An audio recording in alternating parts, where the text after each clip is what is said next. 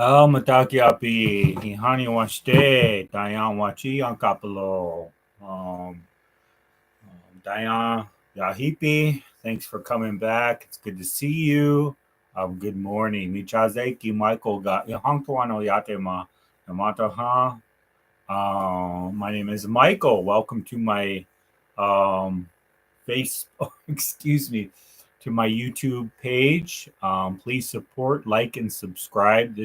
I believe this is my first live video. I'm making a transition from another media to YouTube, so I'm doing my best. I'm at my mother's, so it's good to be here. I'm probably going to take a nap. I just woke up, but I want to welcome you. I am Michael. I'm from the Ihonkawan people, the Yankton people of South Dakota, the Ihonkawan Oyate, the Yankton Sioux Nation. And so I will do a reading out of Elders' book, a book that quotes from elders. Let's just put it that way.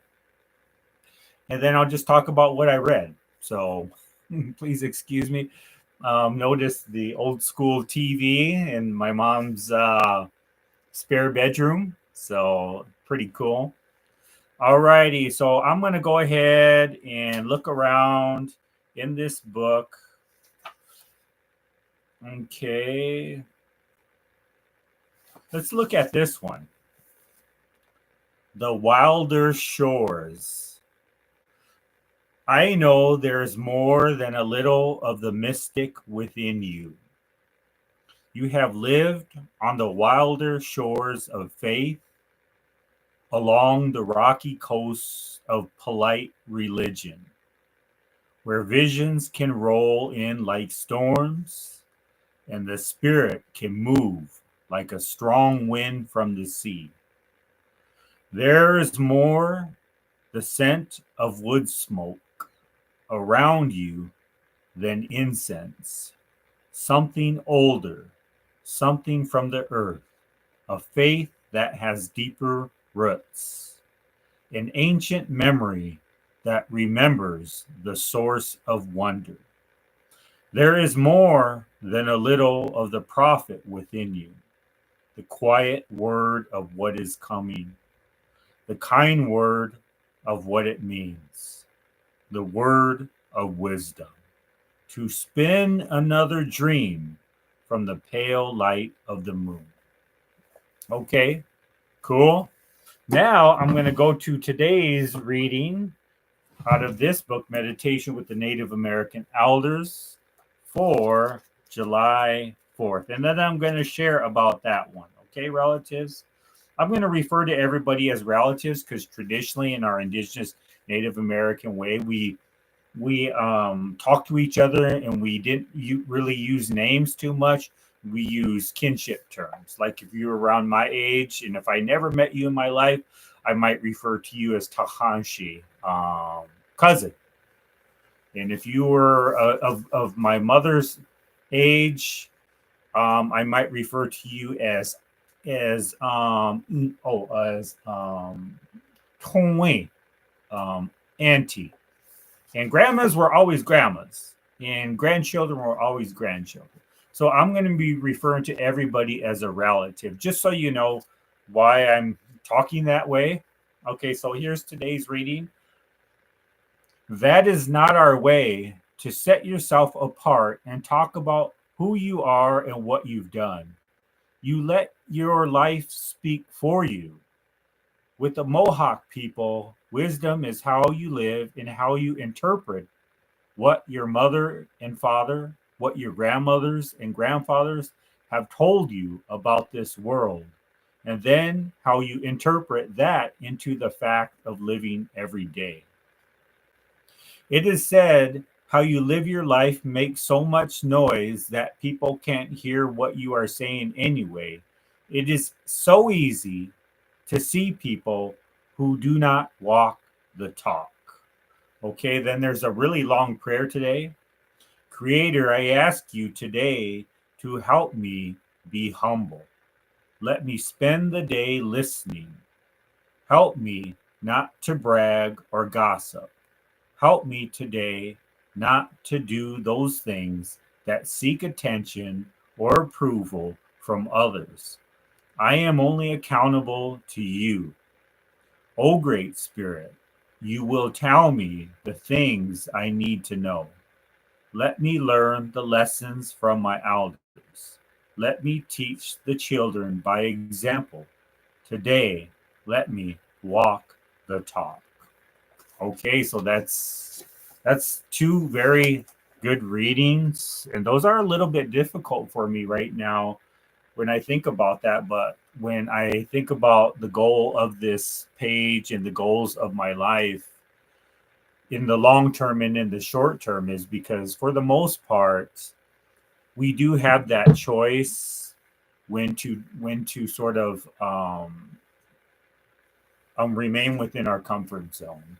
And so these videos are meant to sort of take me outside of that comfort zone. And certainly that does, because not always do I walk the talk. I don't always walk the talk. And I think that's all right, because I don't know anybody that always does. I would probably very much speculate, because I've known a lot of people who served as real good examples and excellent role models on what it is.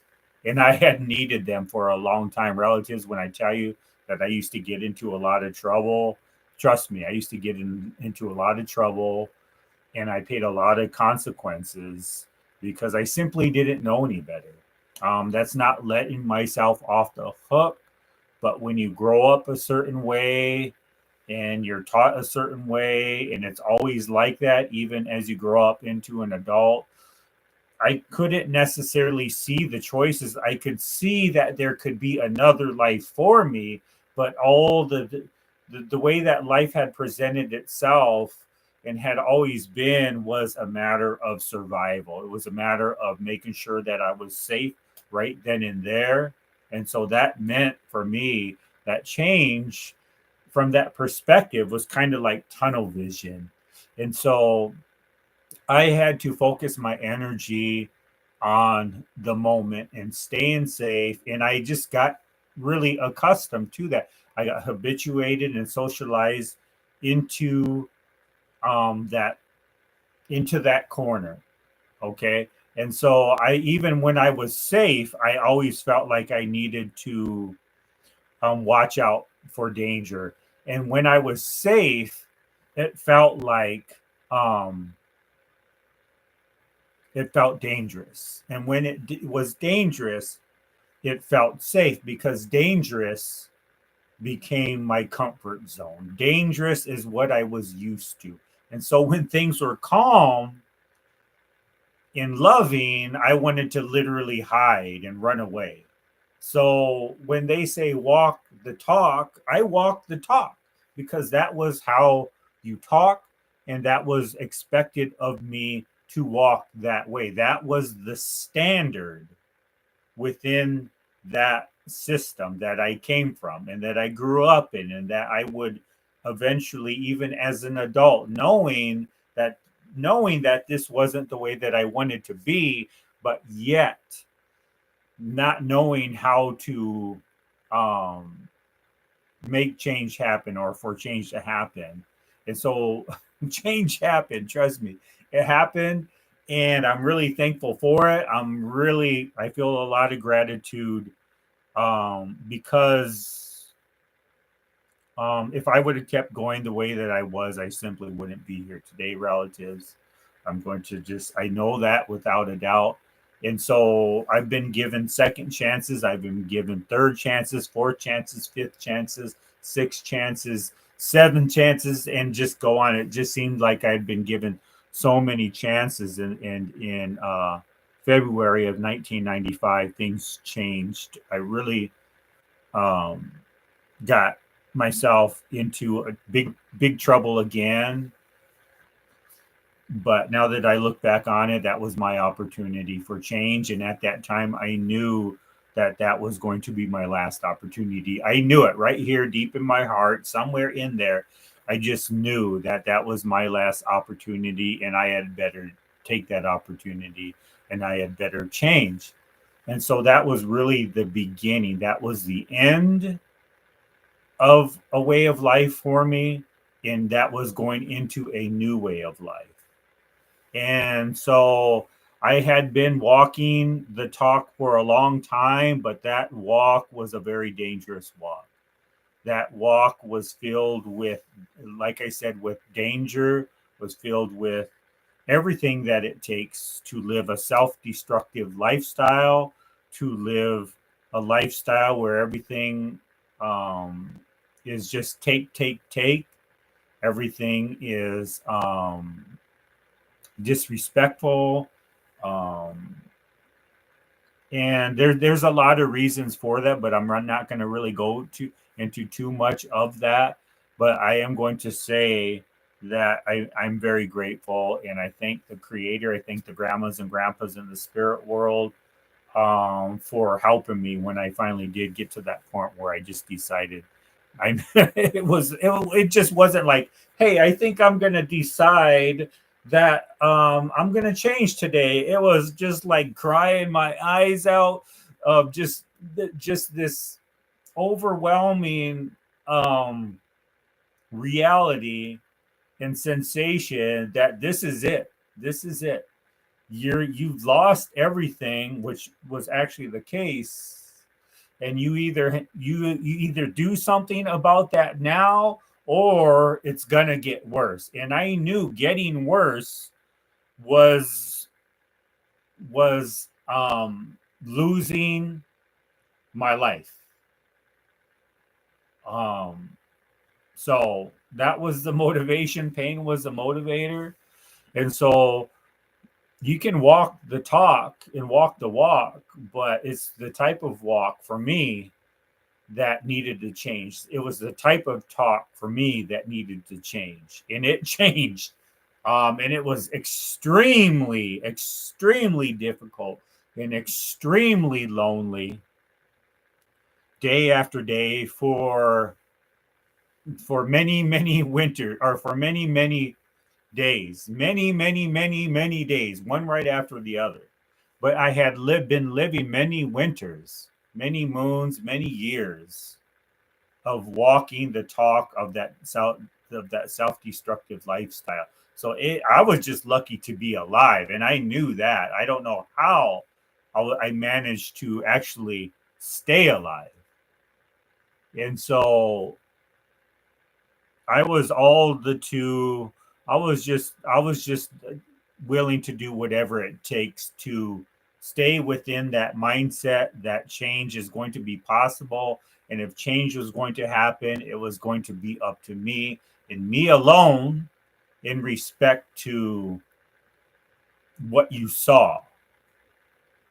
But I had stopped praying for a lot of years, relatives. Man, I'll tell you what, I had given up. Basically, I had given up, and so I may have been alone, but I started praying, and I started reaching out to anybody that could help me, and so that's what walking the talk and walking the walk looked like. It was a very scary walk.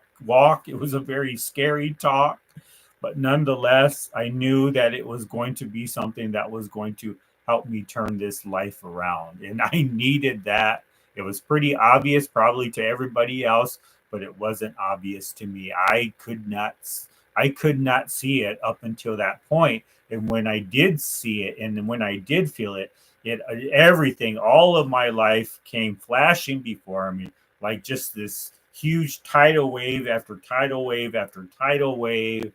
And I knew that I needed to stand up. I knew that I needed to stand and face that, because I couldn't escape it anymore. I couldn't get myself into any more trouble. I couldn't, man. I'll tell you what. Today, I think I'm very thankful because of how difficult that it was, because I was in the loneliest spot that I had ever been in my entire life. And relatives, I am a loner anyway. Um, so when I say that, trust me, um, I had gotten used to being alone. Okay. That was my norm. Being alone was my comfort zone, but there was something inside that I couldn't ignore anymore. Is that I don't want to be alone no more. I don't. I used to tell people that I was okay, but I was never okay. I don't remember ever being okay. So the first time in my life, I just got honest with myself, and I said, I'm not okay. I'm not. I need help, and I don't know what to do. Please help me. I really started doing that, man. Up until that point, man, the lifestyle of the street mentality was a way that I lived for a long time. I was kind of forced to live that way because in small town South Dakota, when you're Native American Indigenous, you have to fight. You have to fist fight. You have to I was subject to a lot of teasing, racism. I mean, it was bad. You know what I mean? And so I really withdrew emotionally, but I really started to and enter into a world of where I needed to fight, where I needed to fist fight. I was always being made fun of. I was always, and I wasn't quick enough. It wasn't my personality to be able to fire back and stand up for myself with words. I just wasn't. My mind doesn't had I didn't know how to do that. And so I had to resort to physical because I was backed into a corner um, where I needed to fight. And I'll never forget, you want to talk about betrayal or self betrayal, but I'll never forget um, one time where there was a crowd around us and we were getting ready to fight, and it was all over me being Native American because we were the only family that were natives. Later in the school year, there was another Native family that would come in, but we were the only ones, and I was so alone. I felt so alone. I felt so different. We were poor, and I didn't have any spiritual teachings or any spiritual teachers in my life. I didn't trust anybody to talk to. I was just extremely shy. And I'll never forget, um, it just was at that point where fights were really popular. And of course, I was the only person that wasn't Caucasian or white. And I started to have to fight. I started to have to fist fight to protect myself and to stand up for myself. And I was being targeted. And I'll never forget um, the crowd around us, and that scene, that typical scene. And it this is what started me on that violent path, and I resisted it. I didn't want to do it because things were happening at home um, that that were like that, and I was carrying around a lot of pain. Um, and I didn't really know how, like we do now. We know that talking about it really helps reduce the pain, and I didn't really know how to express my emotions. We, our family, we had been through a lot, and so going back to what I said about that betrayal, or what I felt about that betrayal, is we were squaring up. I don't even remember who it was because there was just it just went on. It just went on and on. And but this was the path, my one of my first path where I started to become violent. And that was walking the talk. That was the way you did it then, and I was forced into that. I didn't have a choice. Um, because everywhere I went, it was there. It was like that everywhere I went, and that's why I withdrew, and that's why I hid, and I started to develop this vision where I would imagine myself being an adult, where I could make my own choices, where I could do whatever I want. And my choices had nothing to do with society, because at that time, small town South Dakota, it was very dangerous to be Native. It was very dangerous to be me, to look how I look, to have, an innocent child. And I would start to daydream, and I developed this vision for myself that when I got older, um, that I would start walking, and I would just keep on walking, and I wouldn't stop walking until I got to the forest. And then that would be my place of safety, and that I envisioned this tree line. And on one side is society, and on the other side is that tree line, the deep forest, and everything in there, the animals, stones, the trees, the waters, the mountains, the valleys, everything in there was safer than being with people. And so I really trusted um, Grandmother Earth. I really trusted um,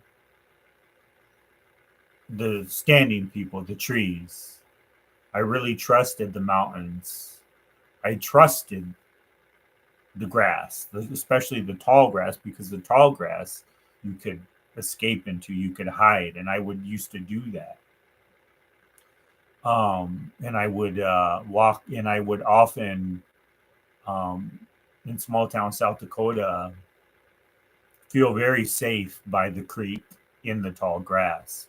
I now know that, looking back, that the tall grass and Grandmother Earth, because it was really comfortable there, and by the creek, it was the soil was really soft, and I could rest. I remember taking naps, right there on the ground, and feeling warm and feeling protected. I realize now that I trusted um, our relatives from the plant nations. I trusted Grandmother Earth. I trusted the water. I trusted the sun first, before I ever trusted the two-legged. So that was my earlier experience of walking the talk and walking the walk. And because I was abiding by the rules that were forced upon me by society back then. But I did learn how to trust. But the one thing that I didn't learn was how to trust people. I didn't know how to trust um, anyone. I didn't feel as though I was of enough value, because over and over again I was being called names, and it was all because I was Indigenous. I was Native American. And being poor probably didn't help either. And then things were going on at home that were really, and I've said relatives I've since forgiven, been forgiven, and forgiven myself, but also forgiven what happened back then. And I tell these stories now with that forgiveness. If I would have been telling this story before without that forgiveness, trust me, this video would sound much, much different, and you would um, pick up on that. But my vision back then, I would just daydream. I didn't have glasses. I couldn't see the board. So I was a failure even in school. And nobody really ever asked, and I didn't know how to really talk and open up. Excuse me. And so I would just daydream and draw. People thought that I was just more interested in drawing, but that wasn't the case. I couldn't see the chalkboard. I didn't, I fell so far behind in school, I never knew what it was like to study. I gave up. And so um, I, I lost interest in school. I was interested in girls, and girls were interested in me, but I didn't have the confidence um, to open myself up. You know what I mean? And I would just daydream about being somebody else. I would just daydream about being white. I would daydream about having money. I would daydream about just being anybody about myself, except myself. And I didn't see any value in being myself. So at a very young age, I was actually suicidal too. And so who wouldn't want to walk away from that? Who wouldn't want? And so I did my best to walk the talk and talk the walk. Okay, I did my best. And again, during that fighting scene that actually played itself out and would play itself out for a number of years after that, through many winters, is one of my first experiences with fist fighting. Was I was ready to go. I was back in. There wasn't no choice. I didn't even. By then, I was so shy. I didn't even know. I'd been through so much um, that I didn't know how to really understand myself, let alone tell you or the teachers. They say go to the teachers. Tell them what's going on. I didn't even know what was going on with me. And so I'll never forget, I was ready to start fighting. I mean, literally, my hands were up, just kids. We were ready to go. And I don't even remember what happened, but I had so much emotions inside of me that I guarantee you that I didn't lose that fight. I guarantee you, whoever that was that I fought probably was overwhelmed and didn't have a chance. And I don't say that to brag, but that's what happens when all that was stored up inside of me and you backed me into a corner. And I've been bullied at home, I've been abused at home, I've been through numerous foster care systems, didn't have any guidance, didn't have any positive guidance at all, and was afraid to even speak and didn't know what the heck was going on, didn't have anybody to talk to. So that was walking the walk, and that was talking the talk back then. And today it's much different. But, anyways, I'll never forget. But as I was getting ready to fight, tears were rolling down my face. And I'll never forget, at that time, I was thinking, why? Why does that have to happen? Why do I need to be fighting right now? And why am I crying?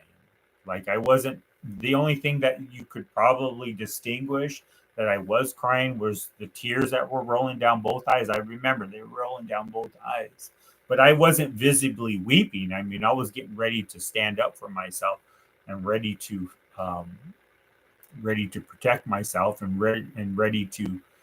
That was my entry into the world of violence that I would become. That would become a norm in my life, because that was all the more that I would gain acceptance. I quickly learned that, hey, I can't gain acceptance for being who I am, the way that I look, but I can gain acceptance. I can gain a reputation. People will leave me alone, but they wouldn't leave me alone. Trust me. But I would have to fight, and I didn't want to fight. I did not want to fight. But nonetheless, I was forced into fighting. I was forced into a world like that, and I would eventually, that would become my norm. And so that was walking the talk back then. And the way that I would escape that is, like I said, go out into grandmother earth and be amongst the four-legged, be amongst the standing people, the trees, our plant relatives. So today I owe um, I owe a lot because they protected me. I didn't know it at the time that that was happening, but now that I look back, now I know that they were protecting me, and they knew that I was running away and coming to them for that protection. And so there's things that happen that are a part of what we call spirituality. We use these English terms, but spirituality, that is who we are. That is more the reality than what the human part of us is, as evidenced by what I just told you. And so I would go years and years and in many winters of thinking that I was less than other people. And of course, nobody really wants to admit that, right? Like, I want to have a girlfriend, I want to have friends. And so you're not going to admit that because people are going to think you're crazy. Back then, they didn't think of mental health the way that they think of mental health now. Now, when you mention mental health, it just kind of feels like a positive thing. Like when you mention mental health, it's just become so much more acceptable. Now, when you mention mental health, you kind of see it as a strength, and you kind of see it as bringing people together. Now, when I mention mental health, people relate. People feel safe to talk about those type of things on the increase, more so back then. But back then, when you mentioned struggle and mental health and things such as that, you just didn't talk about it. So when my little mind thought about that, I thought about straight jackets and in the movies, people screaming and then you looking like that's the picture that arose. And so of course I wasn't going to talk about anything, and nobody was asking me anyway. So I really didn't learn how to communicate um, other than communicate with the way that life was. But it had no connection to reality. It had no connection to the truth. It had no connection to honor, to integrity. And honestly, I think the teachers were so overwhelmed with everything that they really couldn't do anything. And even if they did say, Mike, how are you? I would have said, oh, I'm just okay, because that was the norm. If everything was going peacefully, I probably would have said, I probably would have appeared more nervous than if when things are going wrong, because again, that was the violence and the unhealthy environment was now my norm. And so that's where I felt like I belonged. And so who wouldn't want to escape from that? And that's why I would, eventually become a full-fledged alcoholic, a full-fledged drug addict as well. And so who wouldn't want to escape from that? And so I would escape by daydreaming, and I was a failure in the classroom. So I would just manage my time by drawing. So from the outside, it may have looked like I just didn't care or had any interest in what was going on in school. I did, but I got myself so far behind that I didn't know how to catch up. I didn't even know how to study or do anything like that. And so I would just draw and daydream. And I would daydream about, like I said before, that I could walk. And then when I got to the forest, that I would walk within the forest, and the forest would kind of like embrace me, like the forest was waiting for me. The relatives, when I talk about relatives, I'm talking about the forests, I'm talking about the rivers, I'm talking about the animals. The relatives were waiting for me. And when we were finally together, then I would never have to come back to the places where the two-legged, where the people were ever. I would never have to go back. And so that was the walk. That was the result of the walk and the talk back then. And so as you can tell, that it was a very lonely way of life. And people didn't know that. And people who watch this that were close to me might feel guilty about it, but please don't feel like it was anybody's fault. It was as a result of things that were completely out of our control and that had happened to us. And so we were in that fight or flight, in that survival mode. So like I said, I've learned how to forgive. I've learned how to evaluate. I've learned how to look and learn from that, and I still am. And I'm really thankful because I'm on a different path now, and so I'm really relatable to the people who are currently on that path. I have found a lot of value in in that it provides experience in that I'm able to be an effective listener now. I'm a great listener because I didn't know how to talk. And then when I eventually would start this new walk and learn how to walk the walk and talk the talk in a good way, in a healthy way, I was so desperate to learn that I just found out that, oh, I'm not shy. I thought I'd been told that I was shy. No, I was isolating myself to protect myself. I wasn't bashful. I was fearful because if I talked, then I had all this pain and all this shyness and all this fear that's what would come out. And so I just learned how to talk by what was on TV or what was I didn't know how to be myself. And now I know that being myself is the best gift that I can give myself. And now I know that being myself is what the world needs, what I need, what my family needs. And that is what healing and new walking the talk is.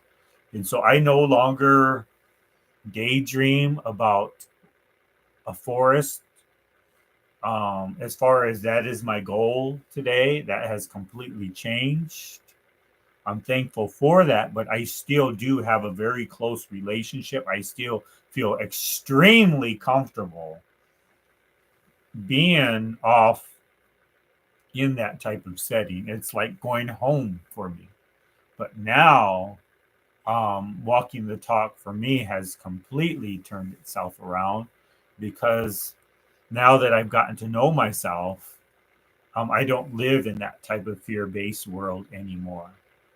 I don't need to be violent, or I know when somebody's trying to push me into a corner or force me into a box, or when I don't need somebody's approval. And when somebody, and it still happens today, it doesn't happen as much because people are more educated. And obviously, I'm a grown man.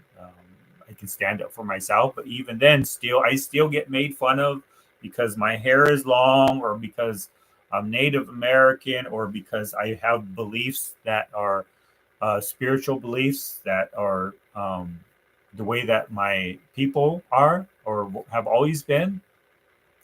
And so, trust me, relatives, people still judge us because of that. We still get called like demonic and things like that. I don't even know the words. I don't pay too much attention to that. I got too much energy. I got so much energy that I have that I need to devote towards walking this talk and talking this walk, or whatever it takes. Whatever it takes. I'm so glad that I don't have to fight anymore. That I don't have to be a violent person anymore. I'm so thankful that I don't have to look around and feel this big while everybody else is up here and that I am less than. I'm so thankful that I don't have to believe that other people are less than, because when I took on that belief that I was less than, then I had to look around for others who were less than. And I'm so thankful that I don't have to be that type of person no more. Um, so walking the talk and talking the walk is no longer the way that it used to be, and I'm really grateful for that. Um, Let me pick this book up and kind of look at it real quick.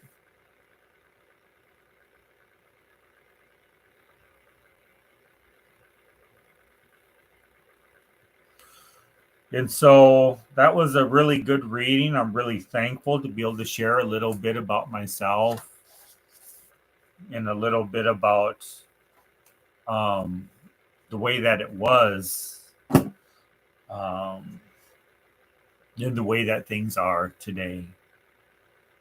I don't want to take any much more of your time. It's kind of been a different kind of a talk today. But I just want to encourage you that wherever you are on your road or on your path, that sometimes you feel really alone. And sometimes it needs to be that way. In order for me to get for this change to happen, I again had to feel very, very alone.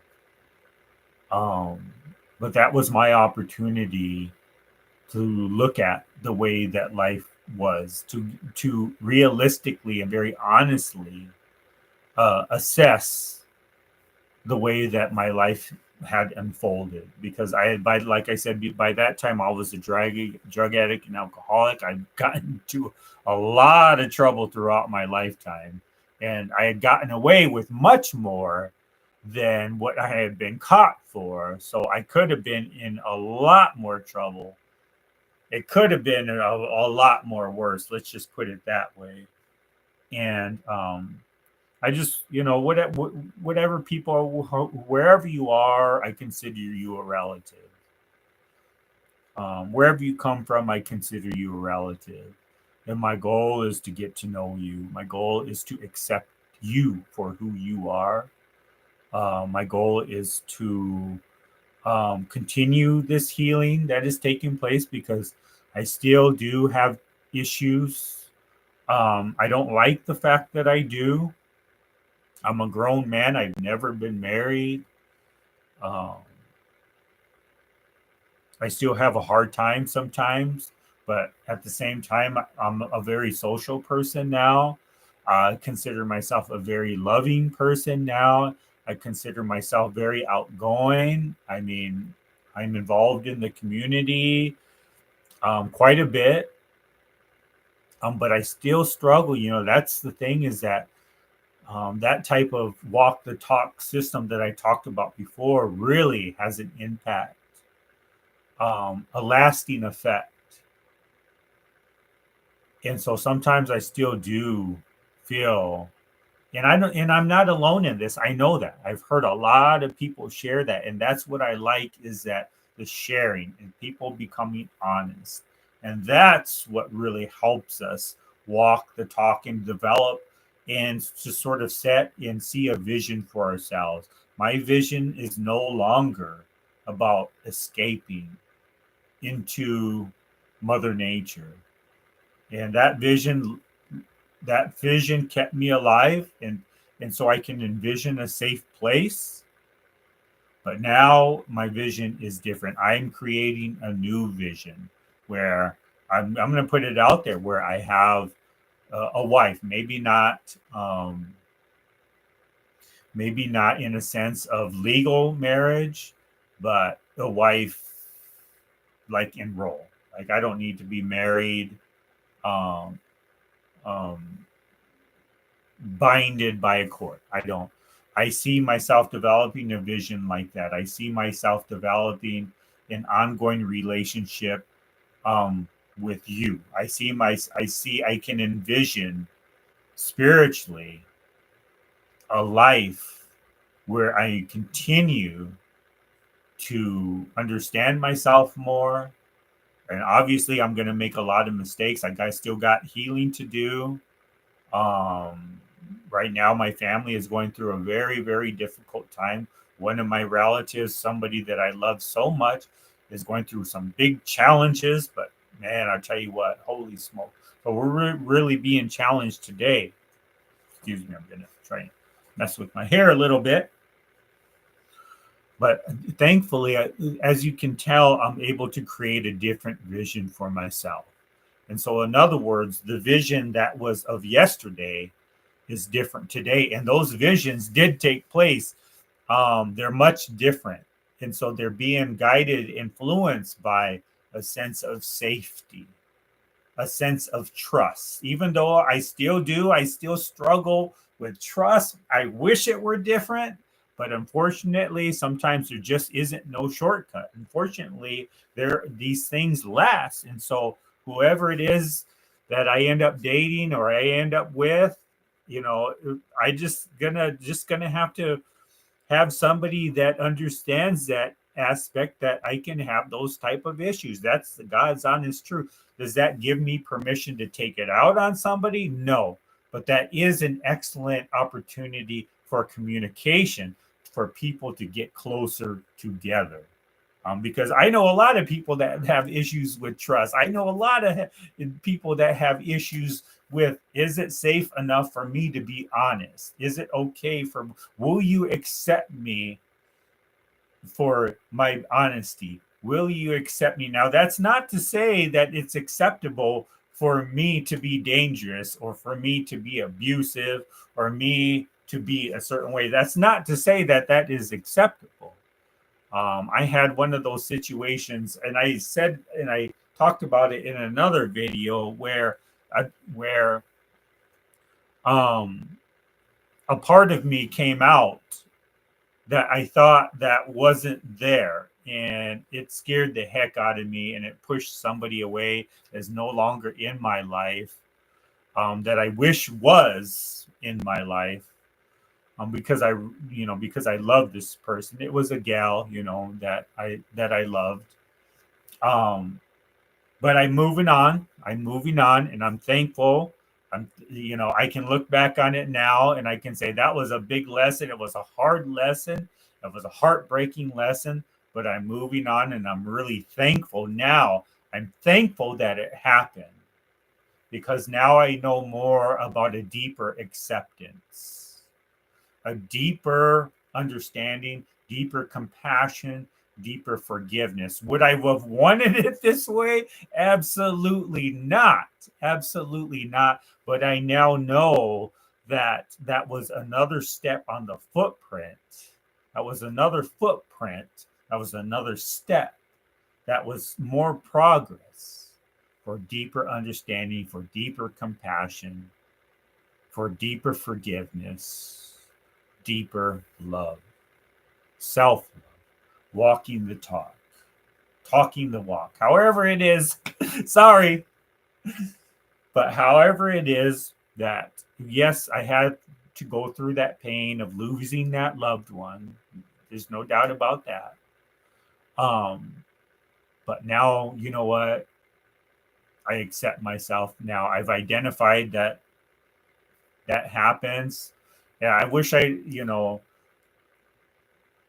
put it into context, to kind of be a little bit more detailed. Relatives is what happened was, is I found out, and I explained this in another video, is I found out some terrible, terrible, terrible news. Okay.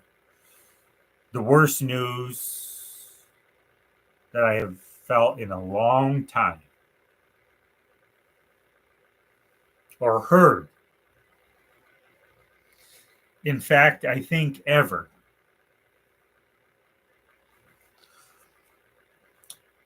And I had just gotten off the phone.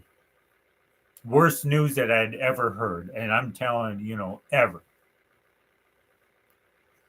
And then I got in the car with this loved one, and it was just, I had this almost like out of body experience where I just lost it. I freaked out. And I had been carrying a lot because there had been a lot of concern about my loved one anyway. And I had already signed up for therapy and been to one therapy appointment. So I was doing everything that I knew how to do in a healthy way. But I just lost it. Like, I'm literally, what happened was I don't know. There was some traffic. It was just, I was numb. I wasn't in reality. I was numb. And I got into the car with my loved one, and she had to step on the brakes real fast, and my water went spilling. I normally the one of the best gifts that I have learned is the ability to laugh at myself. I love to laugh at myself. I embrace mistakes. I just have that mentality that mistakes are a part of life. I do. I do. I almost invite mistakes into my life. I mean, I'm not saying like, hey, I'm not giving anybody the permission to go out and screw up and royally. I don't encourage that. But I just have taken this whole new viewpoint of I'm not a mistake and we all make mistakes, and that is a part of life. And a big part of my life is accepting myself for who I am. Well, so laughing at myself has been one of the biggest gifts, along with everything else. But it was just like one of those classic, I never had that happen to me before. One of those classic things where you watch on TV. I never thought it would ever happen to me, where somebody just loses all out control. And I've seen it happen to other people, but it had never happened to me like that. And I was just crying, but didn't want anybody to see me crying. So, oh my gosh, it was the ultimate. It was quite a freak out. But you know what? Now that I look back on it now, I'm glad that it happened. I am. I'm glad that it happened because it taught me a lot about just keeping things inside and about life. And that can happen. And I know now what I would have done. This person decided to walk away, and that's okay. I'm moving on. I've moved on. The pain of that is I know now that I would have wrapped my arms around that person, knowing what that person would have was going through, rather than walk away. Okay. Granted, I'm not going to put up. Nobody should put up with abuse. Nobody should put up. But that was just one of those once in a lifetime. We're talking once in a lifetime situations. Once in a lifetime. I don't see that ever happening again. But again, I can't predict the future. I don't see that ever happening again the way that it did then. Some people have more experience with those type of things, but not me, not me. Um, and so that's why I've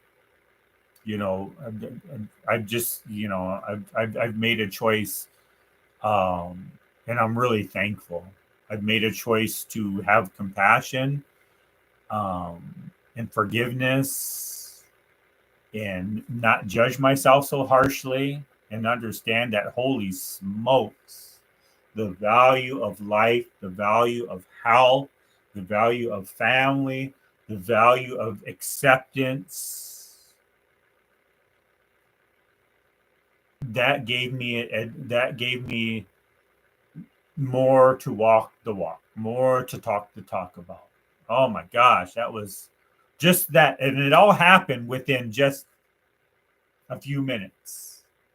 And so that just goes to show that your walk or my walk and my talk can change at a moment's notice.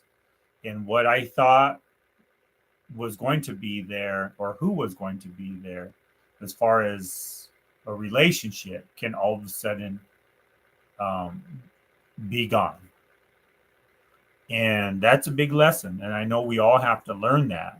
But at the same time, now that I've walked through that pain and accepted that fact, I'm really excited about what lays in front of me. But it wouldn't have happened unless that situation wouldn't have never happened. Would I have wanted it? No. Just like everything else, there are lessons in life that I don't want, but it seems like those biggest lessons in life are the biggest teachers, for me anyway.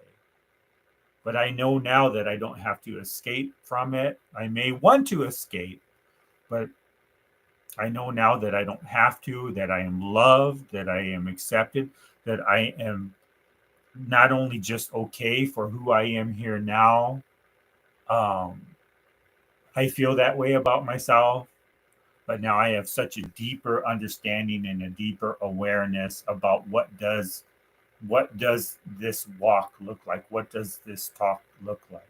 I may not, everything may not be clear because, it's not always going to be, it's never going to be always clear. But I know now that there is a vision that came from the unseen world for me. And now I when I develop a vision for myself, when I develop what does my walk going to look like? What does my talk going to look like? Gaining a deeper understanding of what I don't want it to look like, what I do want it to look like. And that brings a lot of clarity more. And now when I create a vision and I think about walking the talk, it's now more with a healthier self-esteem. It's now more with another tough lesson. It's now no more with living this day to day as a gift and seeing everything that all of these hardships, but also seeing the gratitude of a warm bed, the gratitude of being able to hug my brother today, the gratitude of being able to sing uh, sing a good song, and I mean prayer song, the gratitude of July 4th day. And it's a holiday, but I don't really celebrate it that way. But the gratitude of there's more possibilities that are going to happen. There's more things that are going to happen. There's going to be more hardships, but there's also going to be in this day. I don't know. Because every day it seems as though I meet more people and I'm really excited about that. Um, my hope, and again, I've shared some of my dreams and some of my hopes. I'm really thankful. Yesterday I had coffee with a really awesome gal. It was I called it a coffee date, and it really was that. I thought she was an awesome gal, but do I see something to spark there? Not necessarily, but you never know. I'm really excited about being single again. I just really am. Really excited about that. So if you know somebody, hey, you got to do what you got to do, right? You know what I mean? Um, you know, I don't have to be shy, and I don't have to be afraid like the way that I was no more. And I'm still learning, still gonna make mistakes, but at the same time, I feel blessed. I feel as though there are a lot of people out there that are struggling, that these videos can help, that people can relate, that we can help each other, because I need that just as much as the next person. And so I just want to just invite you to get a hold of me if you like. I always put my email up there. I do have a past of speaking culturally in front of people. That's kind of what I do for a living. It's what I do as a hobby, but also telling my story as somebody who has been through the addictions fields, and fortunate enough to be clean and sober today after a lifetime of consequences. But now I have a lifetime of sobriety and recovery. But if you have a problem with drinking and drugging, or if you have a problem with self acceptance and a problem with um, in this world where materialism is first, if you feel different and if you feel like you want to come out of your shell, please feel free to contact me. My number is 605-491-0200. Just or text me first and say, hey, like to talk to you. Let's visit, let's talk. I'm feeling this way too. Or if you want to connect and maybe collaborate on something, I always am looking for projects to do. Always looking for connection. So with that, I'm gonna go ahead and end this live stream. Going on an hour. Holy smokes! I can't believe it. But um, Again, these videos are unedited on purpose. They're raw on purpose. I like the fact that, and I'm just gonna sort of keep it that way. So I apologize. I suppose someday I'll learn how to edit things and do things that way in these more fancier YouTube videos. But I sure could use some support. So please like and subscribe. I'm just reading over here.